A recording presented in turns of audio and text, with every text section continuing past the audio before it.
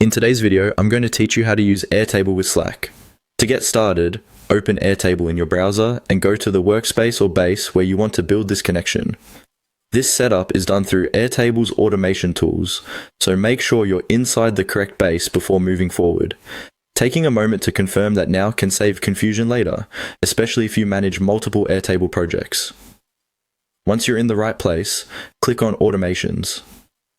This is where Airtable lets you create workflows that react to changes and then perform actions automatically.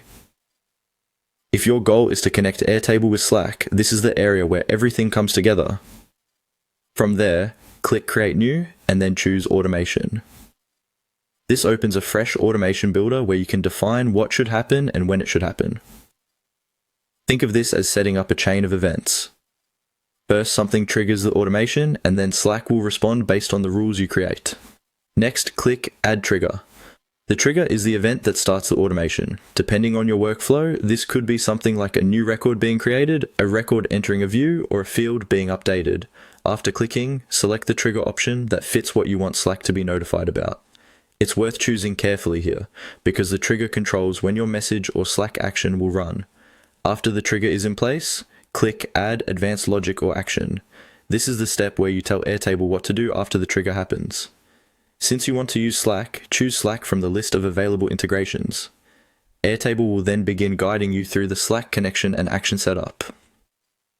At this point, follow the on-screen prompts. Airtable may ask you to connect your Slack workspace, authorize access, and choose the specific type of Slack action you want to use.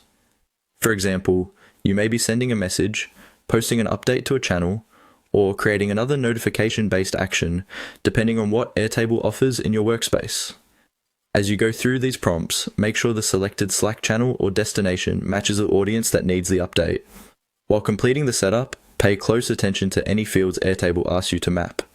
These details help turn your Airtable data into a useful Slack message. Clear, well-mapped information will make your automation much more effective and easier for your team to understand once it starts running. Once you've finished the prompts, your Airtable and Slack connection should be ready to use. From there, you can review the automation and continue refining it as needed so your updates flow smoothly between both tools.